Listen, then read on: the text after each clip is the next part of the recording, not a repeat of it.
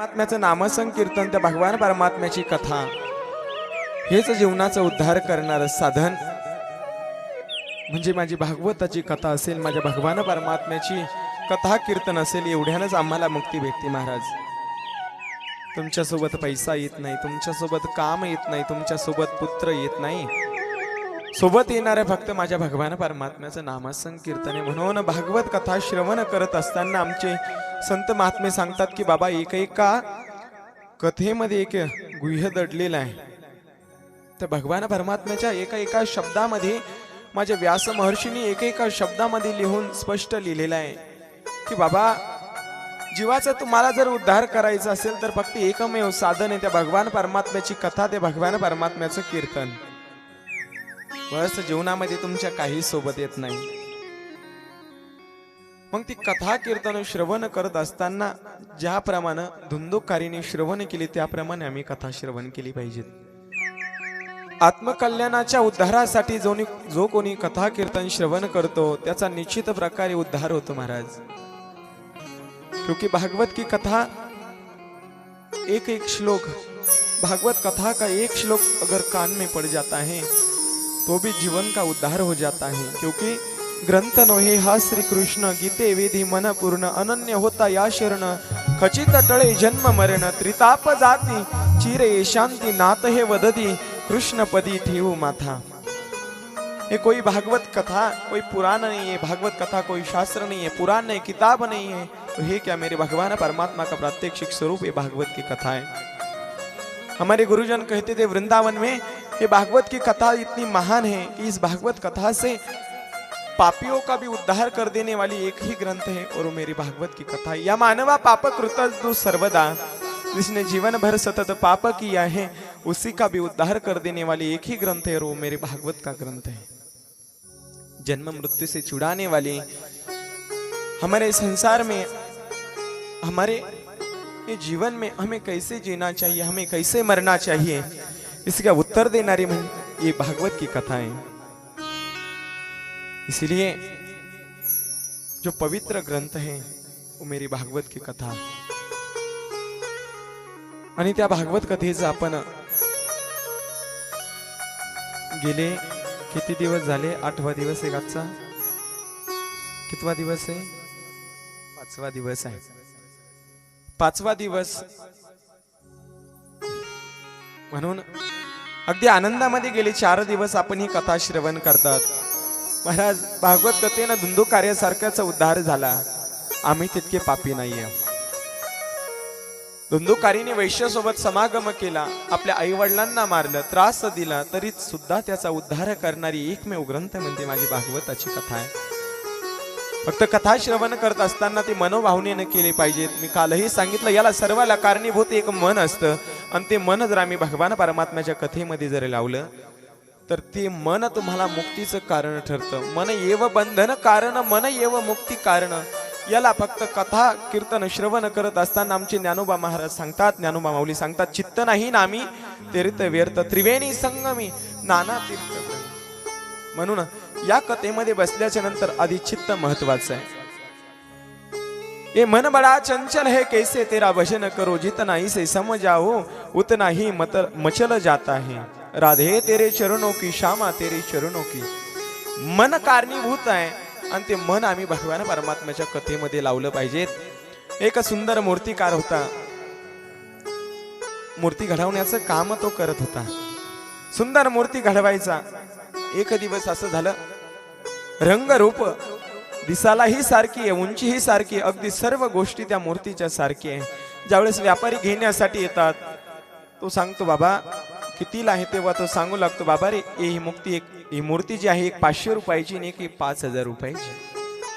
त्या व्यापाऱ्याने प्रश्न केला, म्हणे महाराज मूर्ती दिसालाही सारखी आहे, रंगरूप एवढंच नाही तर ती मूर्ती घडवण्याची जी माती आहे ती मातीही सारखाच आहे, घडवला तोही तोच आहे, ज्यांनी घडवले तेही तुम्हीच आहात. मग एक 5000 आणि एक 500 रुपयाला का ती आम्हाला सांगा. तेव्हा सांगू लागला बाबा रे याच्यासाठी मी तुला उदाहरण देतो. एक दोरा घेतला, दोरा ज्यावेळेस कानामध्ये टाकला तो दोरा या कानावाटे टाकला आणि या कानावाटे निघाला. त्यांनी सांगितलं बाबा रे ही मूर्ती आहे 500 रुपयाची. दुसरा दोरा घेतला, दुसऱ्या मूर्तीपाशी गेला, तो दोरा टाकला. तो दोरा ज्या वेळेस कानामध्ये गेला, कानावाटे बाहेर नाही निघाला, तो हृदयामध्ये गेला. सांगितलं, रे बाबा, ही मूर्ती आहे 5,000 रुपयाची. आम्ही या दृष्टांतामधून असा सिद्धांत घेतला पाहिजे, बाबा, भगवान परमात्म्याची कथा श्रवण करत असताना या कानानं आणि या कानाने ऐकून सोडून देऊ नका. ती कानाद्वारे आपल्या शरीरामध्ये साठवून ठेवा आणि योग्य समय मिळाल्यानंतर ते दुसऱ्यांना द्या. कारण ज्ञान आहे असं आहे की ज्ञान जर तुम्ही स्वतःपर्यंत जर ठेवलं तरी त्या ज्ञानाचा उपयोग काही नाहीये.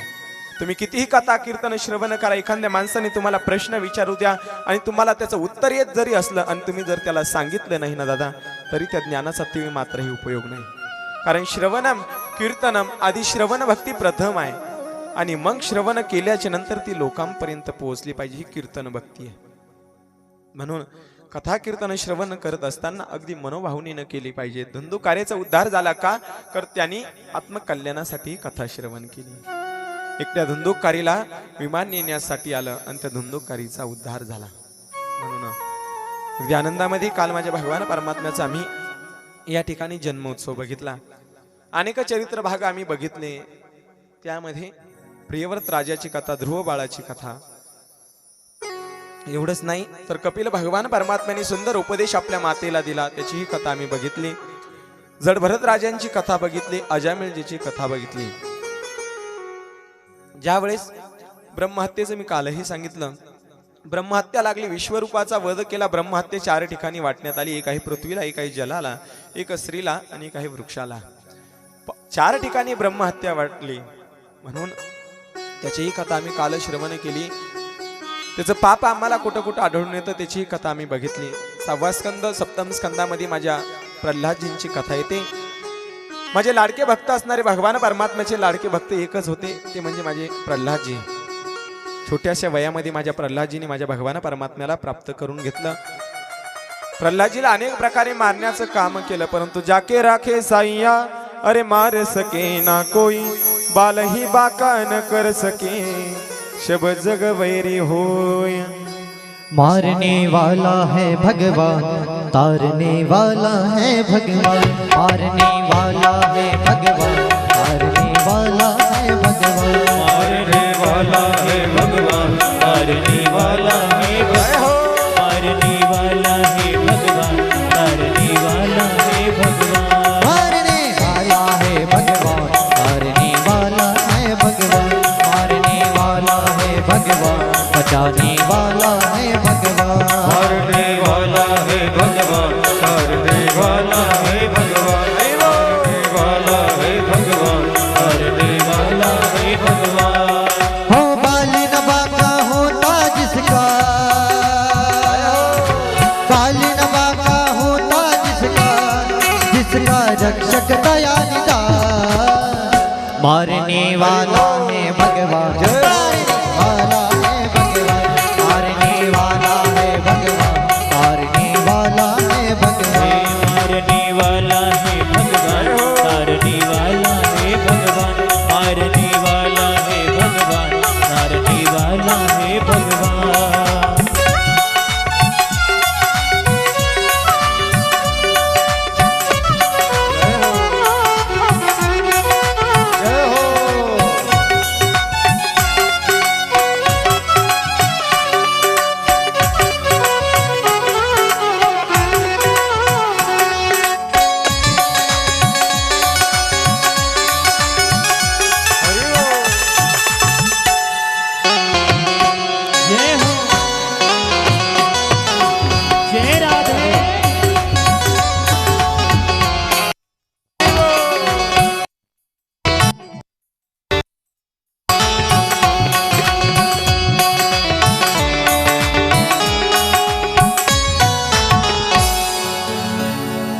भगवान परमात्मा जाके राखे सय्या. भगवान परमात्म्याने वाचवलं.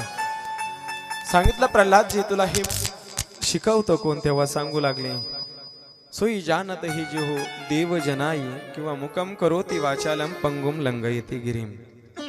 भगवान परमात्मा आमचे रक्षण करतो. 8म स्कंदामध्ये मन्वंतराचं वर्णन, 9म स्कंदामध्ये 2 वंशाचं वर्णन करता, चंद्र सूर्य वंश, आणि 10म स्कंद चालू होतो तेव्हा माझ्या भगवान परमात्म्याचं चरित्र येतं. ज्यावेळेस पृथ्वीवरती अन्याय होऊ लागला, पृथ्वीवरती ज्यावेळेस अन्याय होतो, ज्या ठिकाणी माझ्या गौ मातेचं हत्या होते, त्या ठिकाणी ज्यावेळेस भगवान परमात्मा अवतार घेत असतो. जब जब होय धर्म की हानी, बाड ही असुर अधम अभिमानी, तब तब धरे प्रभु विविध शरीरा, हरे कृपा निधू सज्जन पीरा. भगवान परमात्मा सज्जनाची पीडा आणि गोमातेचं रक्षण करण्यासाठी येतो. पृथ्वीवरती अन्याय वाढली, कंस अत्याचार करू लागला. एवढ्यामध्ये पृथ्वी गायीचं रूप धारण करून ब्रह्मदेवापाशी गेली. ब्रह्मदेवजीला सांगू लागली, ब्रह्मदेवजी पृथ्वीवरती अन्याय होऊ लागला. आणि मग सांगितलं ब्रह्मदेवजीने, आम्ही त्या भगवान परमात्म्याच्या शरणामध्ये गेलं पाहिजे. हरी शरण हरी शरण हरी चरण हरी चरण हरी शरण हरी शरण हरी चरण हरी चरण हरी शरणं जय हो. हरी शरणं हरी चरणं हरी चरणं हरी शरणं जय हो. हरी शरणं हरी चरणं हरी चरणं हरी शरण हरी शरणं हरी चरणं हरी चरणं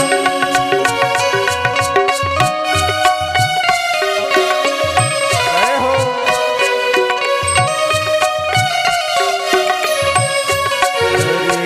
शरणं हरी शरण हरी चरणं हरी चरणं हरी शरणं हरी शरणं हरी चरणं हरी चरणं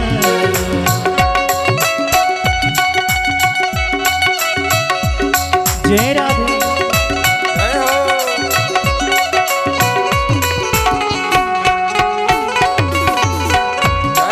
हो.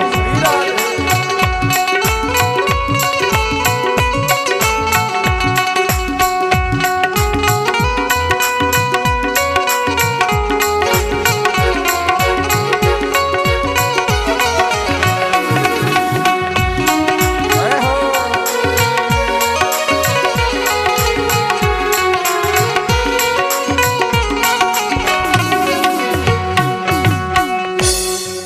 भगवान परमात्म्याच्या शरणामध्ये गेले. भगवान परमात्मा म्हणू लागले, मी अवतार घेईन म्हणे कधी, मी वसुदेवजीच्या आणि देवकी मातेच्या पोटी जन्म घेईन.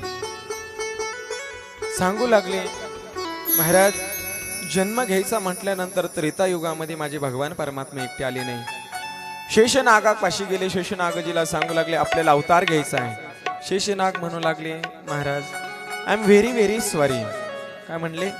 I am very very sorry, मी आता तुमच्या सोबत येणार नाही म्हणे. म्हणे का? म्हणे त्रेतायुगामध्ये तुमचा लहान भाऊ झालो, माझी इतकी अवस्था तुम्ही केली, भयानक अवस्था केली, म्हणून मी आता अवतार घेणार नाही. म्हणे काय झालं? म्हणे त्रेतायुगामध्ये तुम्ही पत्नी सोबत होते, माझी पत्नी मी घरी ठेवली. एवढंच नाही, तुम्ही पत्नीला सोबत घेऊन गेले, माझी पत्नी घरीच राहिली. वनवासामध्ये मला किती त्रास सहन करावे लागले, म्हणून मी अवतार घेणार नाही. तेव्हा सांगितलं, शेषनागाला सांगू लागले आता तू माझा मोठा भाऊ, आणि अवतार कार्य ठरलं. कंस इकडे आपले लाडकी असणारी बहीण वसुदेवजीला दिली. वसुदेवजीला बहीण दिल्याच्या नंतर इकडे विवाह झाला. विवाह झाल्याच्या नंतर कंस ज्यावेळेस घेऊन जाऊ लागला, आपल्या बहिणीचं सारथ्य पण करू लागला. एवढ्यामध्ये आकाशवाणी झाली. आकाशवाणीने सांगितलं, अरे कंसा, ज्या बहिणीला तू घेऊन जातोय, ज्या वसुदेवजीला तू घेऊन जातोय, हिचा येणारा 8वा गर्भ तुझा मृत्यूचं कारण ठरेल. आकाशवाणी सांगू लागले, अरे कंसा, तिला इतकं थाटामाटात तू घेऊन जातोय ना, येणारा 8वा गर्भ तुझ्या मृत्यूचं कारण ठरेल, तुझा काळ ठरेल. आणि आकाशवाणी शांत झाली. एवढ्यामध्ये मारणार, एवढ्यामध्ये वसुदेवजींनी थांबवलं. वसुदेवजी सांगू लागले, पतीचं काय कर्तव्य असतं? पत्नीची रक्षा करावी, हे पती साध्य कर्तव्य आहे. सांगितलं महाराज, कारागृहामध्ये ठेवा. पहिला मुलगा झाला, दुसरा झाला, तिसरा झाला, चौथा झाला, 5वा झाला, 6वा आणि 7वा गर्भ ज्या योगमायेनं रोहिणी मातेच्या गर्भामध्ये प्रविष्ट केला. 8वा गर्भ ज्यावेळेस देवकी मातेच्या गर्भामध्ये आला तेव्हा देवता स्वर्गामधून स्तुती करू लागले. सत्यव्रत सत्यपर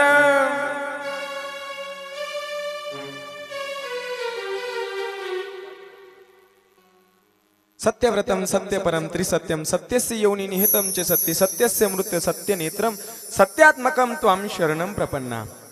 स्तुती केली 9 वेळेस सत्य म्हटलं आणि ज्या वेळेस स्तुती करून भगवान परमात्मा चतुर्भुज रूपामध्ये प्रगट झाले. बोल भक्तवत्सल भगवान की जय. भगवान परमात्म्याची स्तुती केली. भगवान परमात्मा चतुर्भुज रूपामध्ये प्रगट झाले आणि सांगितलं, हे वसुदेवजी मला इथं ठेवू नका, कुठे घेऊन जा. नंदाच्या घराला मजणे गोकुळाला